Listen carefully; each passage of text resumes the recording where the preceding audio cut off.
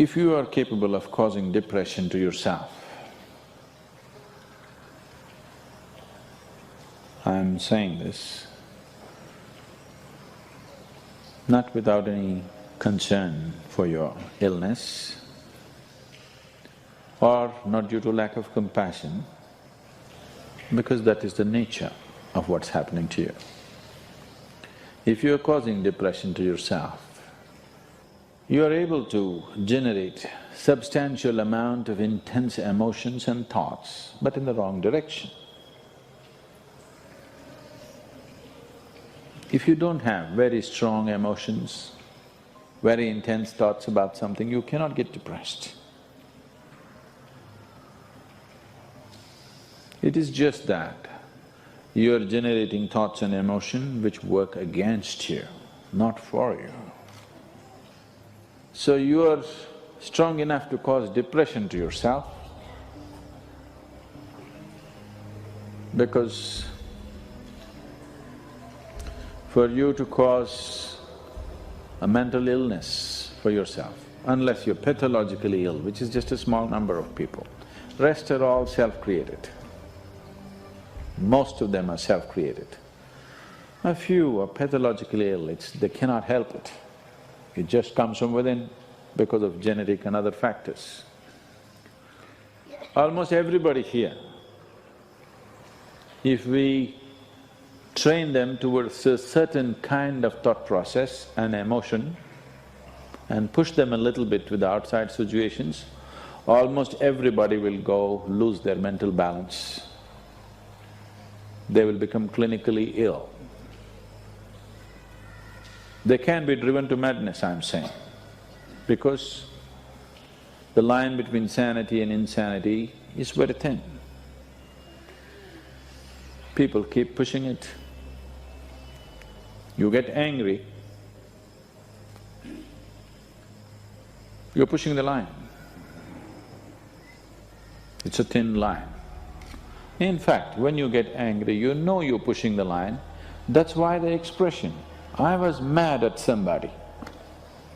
You're not mad at somebody, you're just going mad. You cannot be mad at somebody.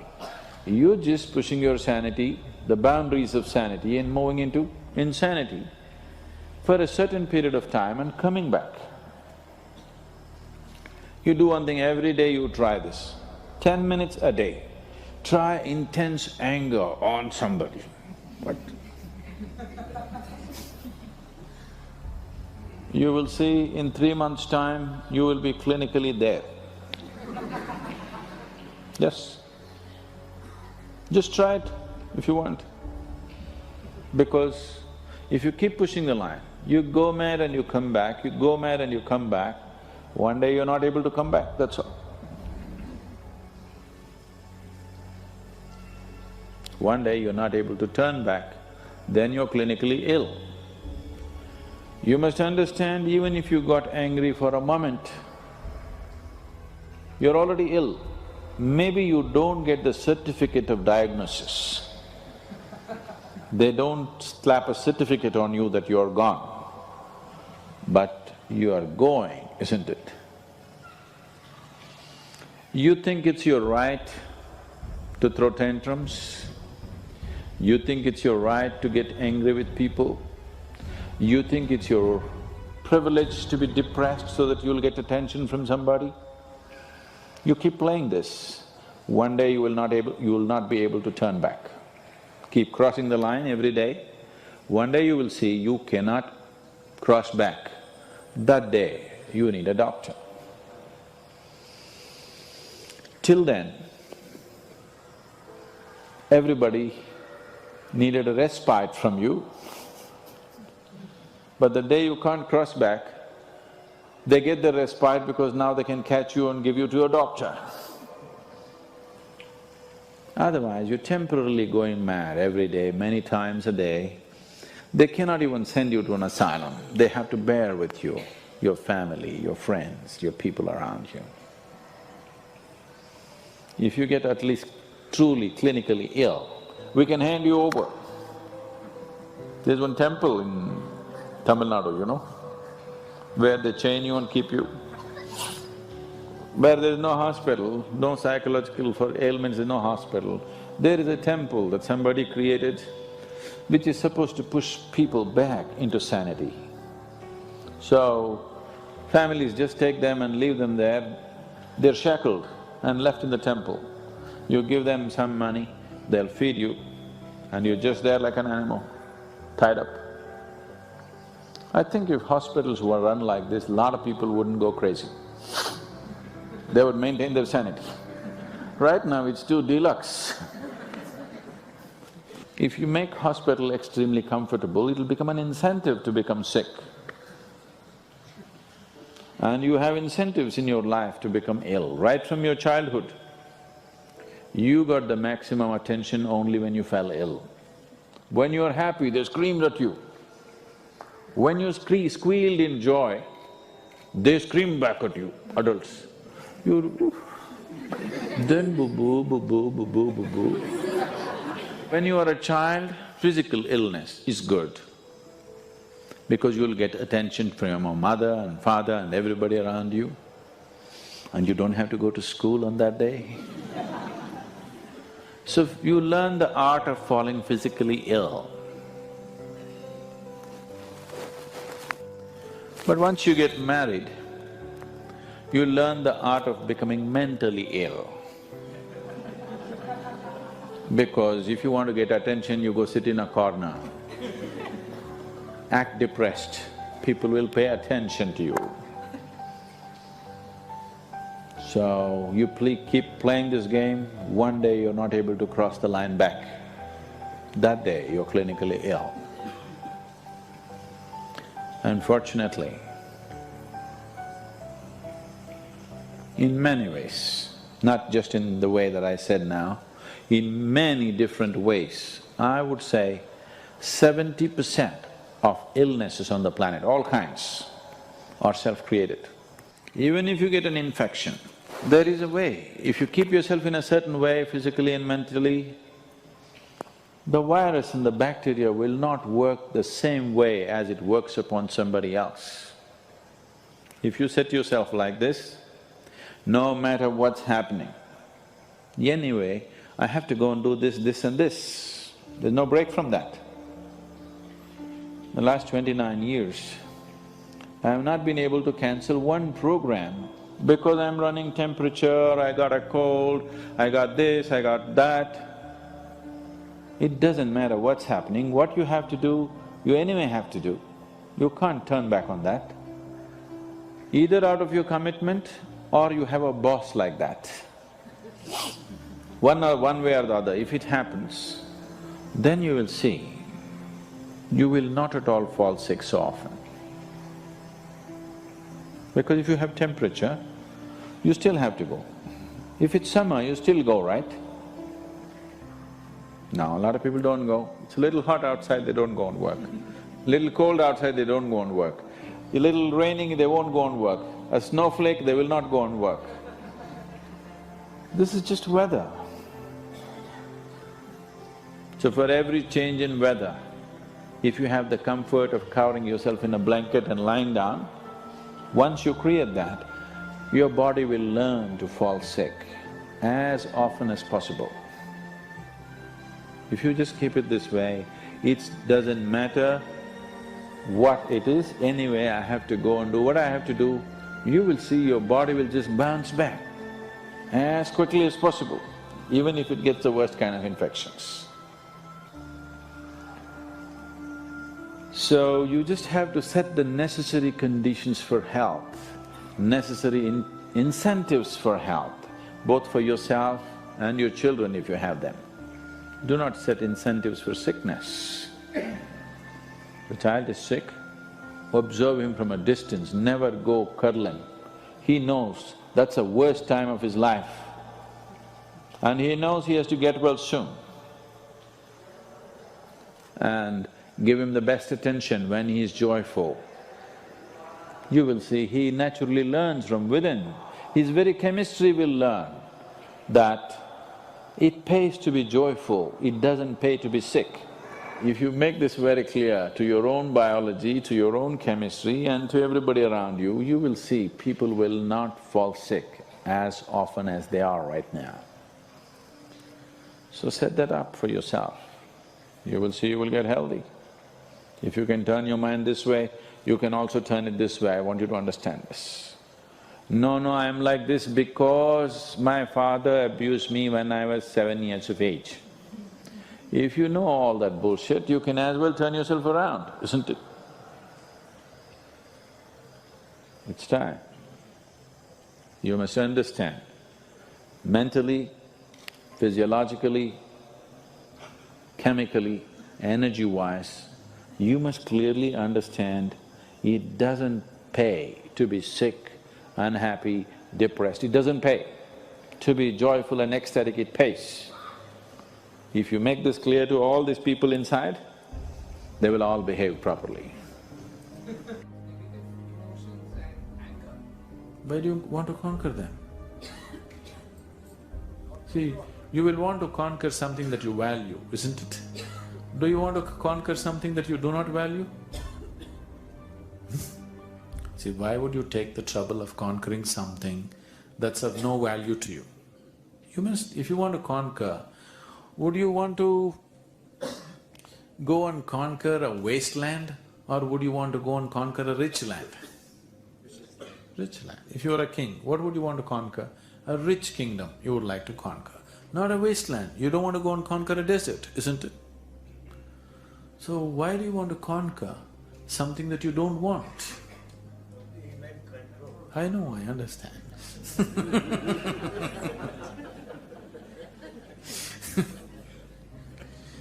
So first drop the idea of conquering. Right now, are you angry? No. So why should you conquer it? It doesn't even exist. How do you control or conquer that which does not exist? Once in a way you get angry, isn't it? Why are you getting angry? Because suddenly your body, your mind, your energies are not behaving the way you want them to. They're just doing their own nonsense suddenly. That's anger, isn't it? So, anger is not in constant existence. That which is not in existence, trying to control or conquer that is just going to be a wasteful effort. Sometimes your mind turns unpleasant. One form of unpleasantness is called anger. Or in other words, sometimes you turn unpleasant. One form of your unpleasantness is referred to as anger, other forms of unpleasantness are called by many other different names. We'll just take anger as an example. Why would anybody make himself unpleasant? Why? There is sufficient unpleasantness in the world. Where is the need for you to make yourself unpleasant? Right now, you are in this kind of childishness that if situations around you are unpleasant, you will also become unpleasant. But you tell me, is there any intelligence in this? Especially if the situations around you are unpleasant, is it not all the more important that you must be very pleasant within yourself? Yes?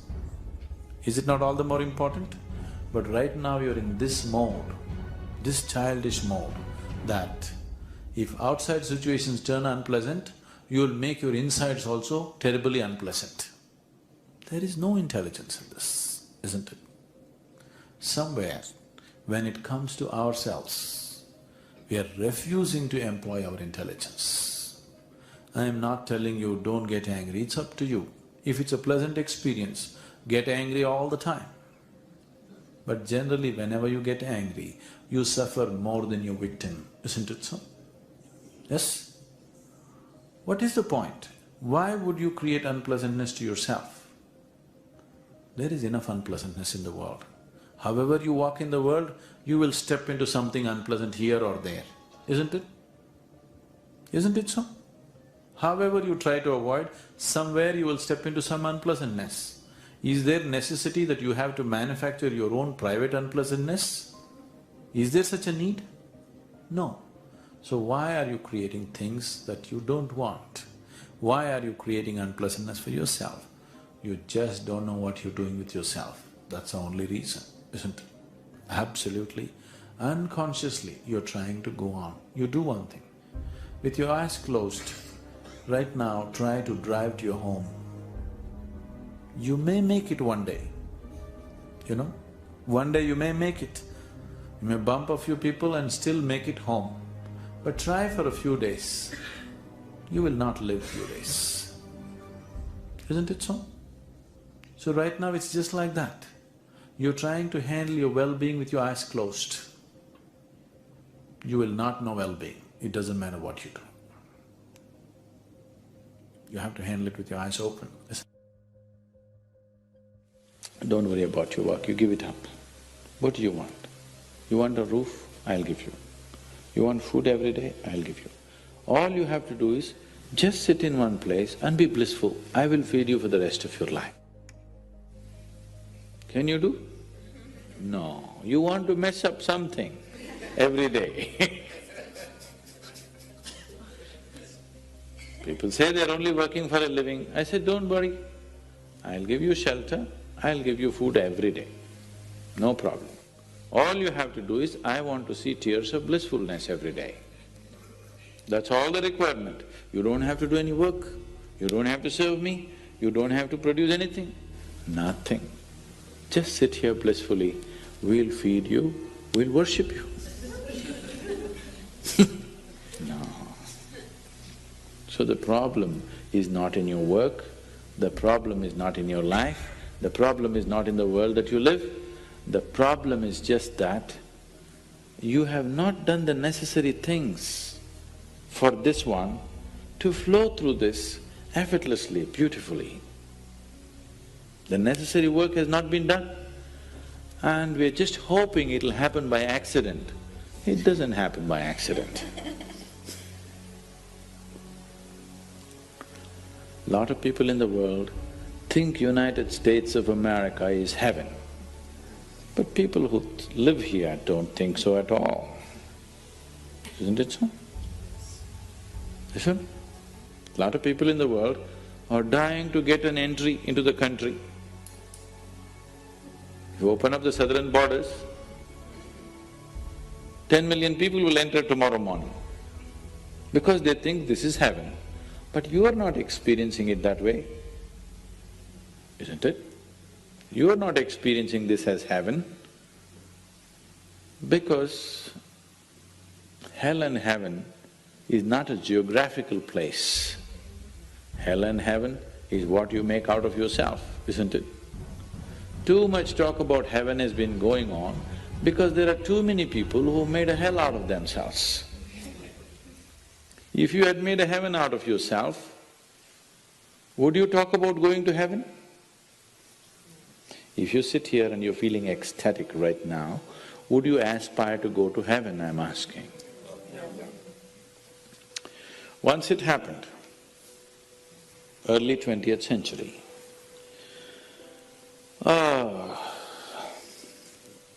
an Orthodox Greek church, a bishop from that church, you know, Orthodox Greeks have their own separate church, they have their own pope who lives in Turkey, you know this?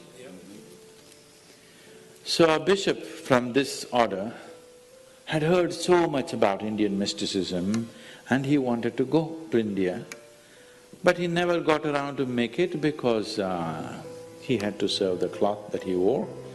And after 60 years of age, when he is semi-retired, he got the opportunity and went to India.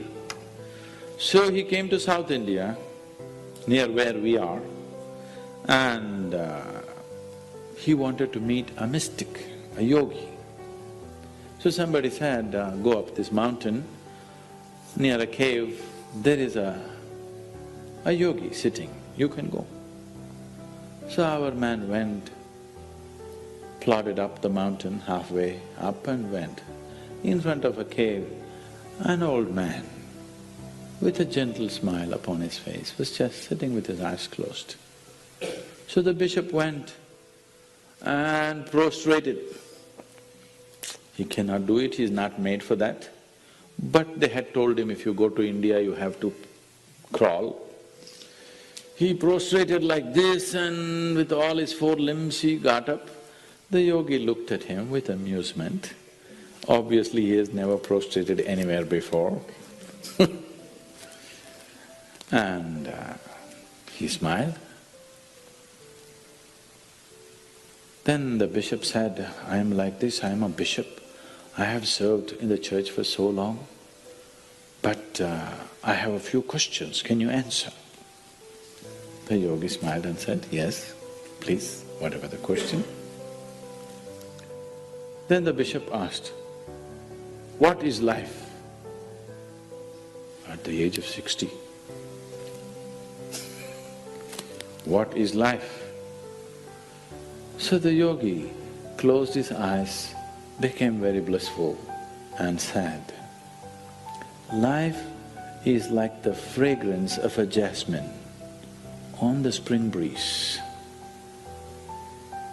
And tears of blissfulness flowed out of his eyes as he was saying this. Then the bishop said, no, no, no. Our Pope has told us life is like a thorn and we must renounce it. And even symbolically, Jesus himself wore a crown of thorns. So, how come you say this? Our Pope says otherwise. The yogi looked at him, smiled and said, well, that's his life.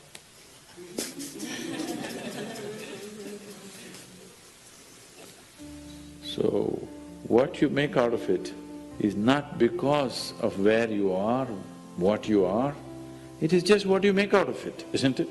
Yes. So, have you created the necessary mechanism? Have you created the necessary system? Have you created the necessary ingredients within you to make this like the fragrance of jasmine on a spring breeze and not a thorn? If it's a thorn, we must pluck the damn thing out, isn't it? Isn't it so? Yes. You cannot be as peaceful as a cow. Try as hard as you want. Yes? Can you? You cannot be. You may manage it, you eat, they're not serving today. But I think there's a restaurant open. You eat a lot of pongal, it does usually. You know why people in the south are so peaceful? You eat a lot of pongal. Very peaceful.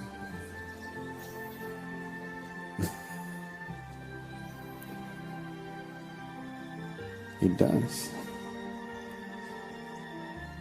So, people have tried excessive eating, intoxicants, excessive indulgence in pleasures. With all these things, they have tried to create some kind of peacefulness within themselves. You thought you got there, but next moment you know you're not there. Any number of times it's deceived you, isn't it? Yes? One Saturday evening, your whole family met, all of you had a wonderful dinner, you thought this is the height of the world. Everything is so wonderful, magical. Tomorrow morning you see,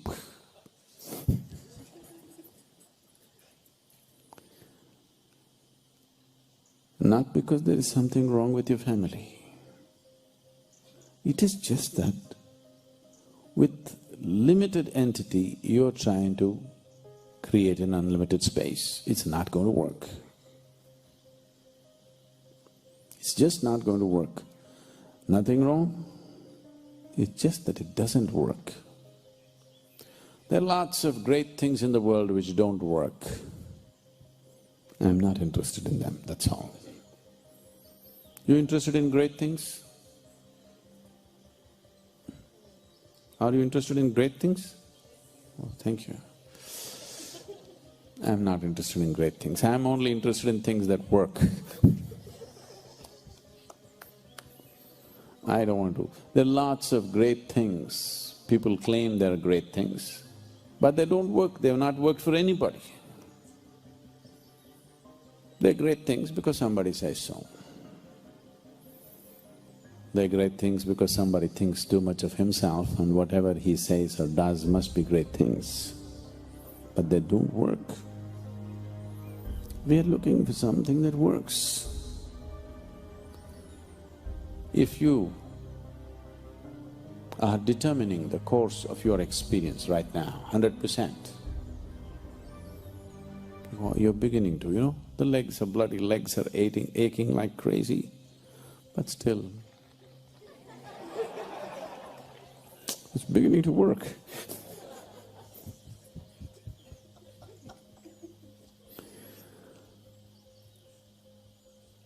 If you are determining the nature of your experience right now, 100%, let's say, we have to assume that, if you are, then would somebody have to tell you, please create a pleasant experience? Would somebody have to tell you? No. So somebody telling you be loving, be blissful is all bullshit.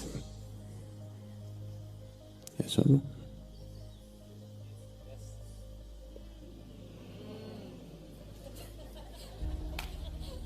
Because nobody needs to tell you, be pleasant. The problem is you're not able to determine the nature of your experience, isn't it? Yes? The problem is you're unable to determine the nature of your experience for whatever reasons. If you could determine the nature of your experience, nobody has to tell you, be blissful, be loving, be happy, be this. This is all coming from, patchy ideas about life. You see somebody fighting, you say be loving. You see somebody unhappy, you say blissful. It's most insulting. When somebody is in a great state of unhappiness, going and telling be blissful is most insulting, isn't it? No? But these are all the great teachings on this planet, which have been on for centuries.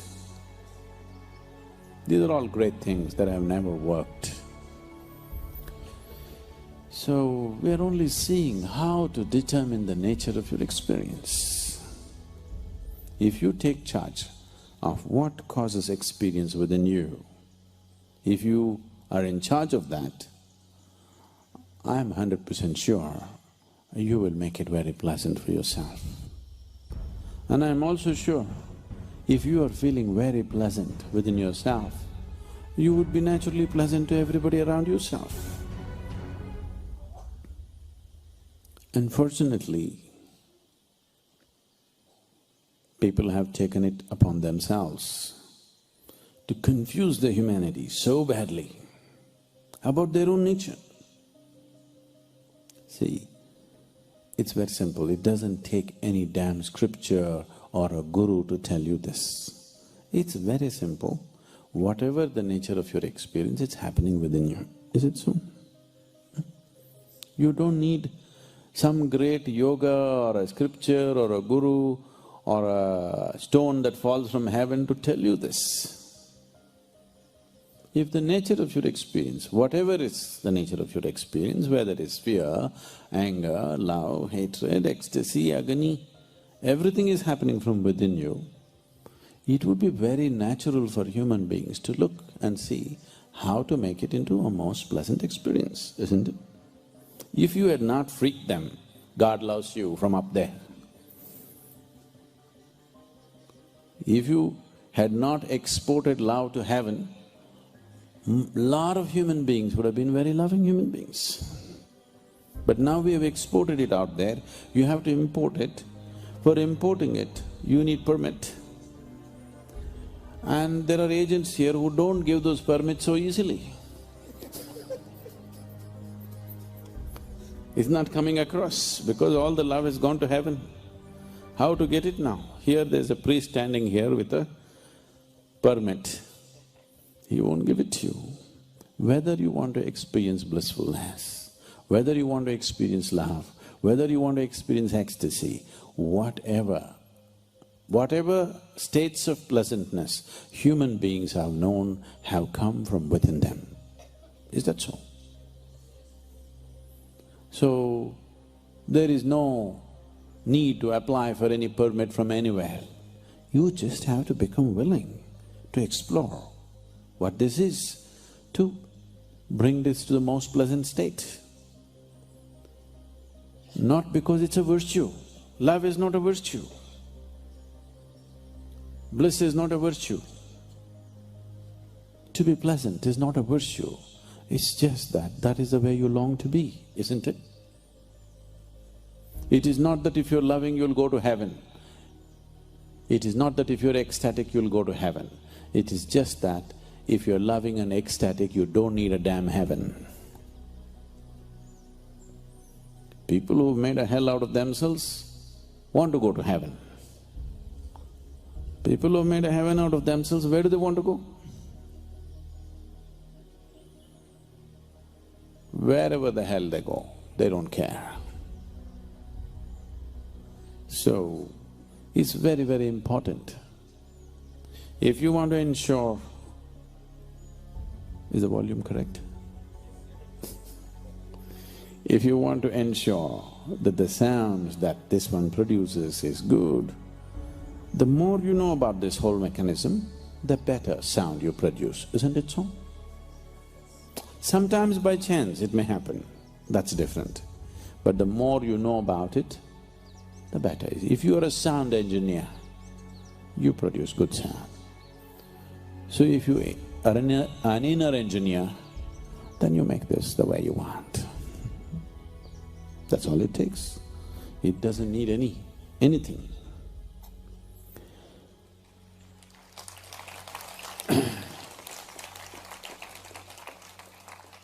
It is just that because it's in a different direction than the way you're constantly looking through your sense perception, you need help, maybe. Not necessarily, but generally, yes. You need a certain amount of help, but that's all. Grace is just that help, that it creates a conducive atmosphere to slip in.